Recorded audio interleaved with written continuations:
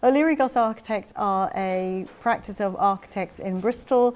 We started here in 1991. We are now 13 strong and growing. 1 year on from the referendum, we still don't know what's happening. We've still got staff here who we don't know if they can stay. 25% are European nationals. We didn't recruit them from Europe. As a small company, we couldn't afford to go and recruit in Europe. We wouldn't know how to deal with visa applications. To be an architect, you have to be registered with the Architectural Registration Board. That actually negotiated back in the 80s with all the countries of Europe so that all our qualifications are recognised across different countries. If that link is broken, I don't know that an architect from Spain will therefore still remain to be what I think they are. And I presume that is actually going to spread out across everything. British building regulations are British, but they rely on standards. British standards have become British European standards, BSENs. If they have to split apart, will British standards and European standards diverge? There are a number of manufacturers who make products all around Europe. At the moment, that doesn't make any difference to us. In future, we might be told, well, you can't get this one because it comes from Holland, because it'll have to go through customs. So it will really affect the kind of materials that we can use. It might affect the cost, it might affect the length of the contract and the choice that our clients will have. Sutra Limited make safety valves and liquid level gauges. Europe is by far and away our biggest and most important market. We find that the European regulations are sensible, well-oriented, and they provide us with a globally accepted standard. We don't consider that there is a red tape issue. In fact, the only place where we do have problems with red tape is the British habit of gold plating the red tape. There's a skill shortage in this area. Our approach has always been to develop our own personnel. It takes about 6 years plus to develop a skilled machine tool setter. And so as other businesses create jobs, they have not got time to train people, so they come to our people and they recruit our skilled personnel. The only way that we can actually recruit is to recruit Eastern European skilled machine tool operatives. It's important to point out at this point that if there were immigration controls put in place, the work permit system, as it stands at the moment, specifically excludes bringing in people of that sort of calibre on work permits. By far and away our biggest market within Europe is a just-in-time market. That means that we have to supply very quickly at very short notice. And if there are customs delays, that would be extremely difficult for our market. Kirimoto started in 2003. We are the original British balance bike company. We're now exporting to about 40 countries around the world. We're a growth business and we're on the up. But the biggest issue was the exchange rate.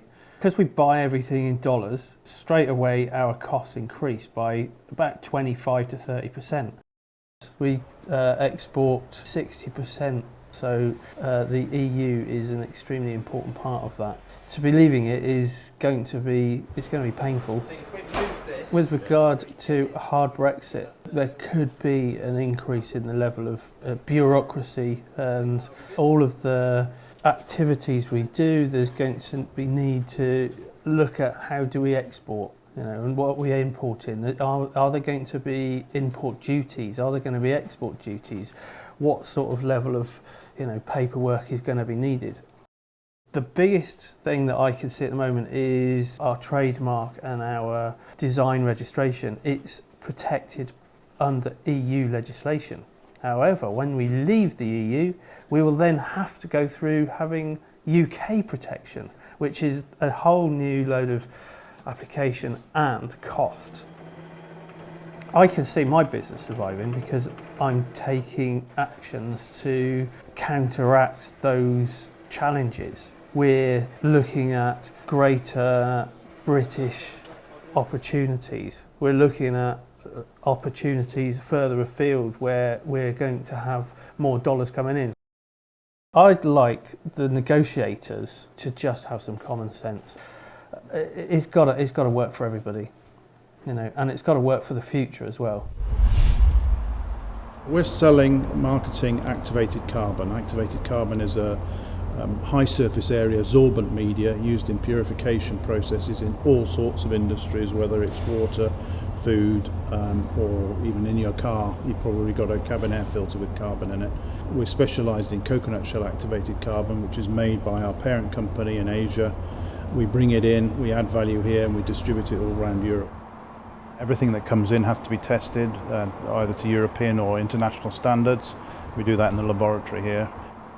The big frustration, of course, is 1 year on, almost nothing has happened. Currency is our biggest issue. We buy in US dollars, we sell more than half of our business in euros. I think the single biggest worry is the potential imposition of tariffs and also any sort of additional customs work that goes with that. But I'm also a little bit concerned about my ability to continue employing European citizens. I need the language skills in our sales team. And I'm also concerned about our influence and the imposition of regulations.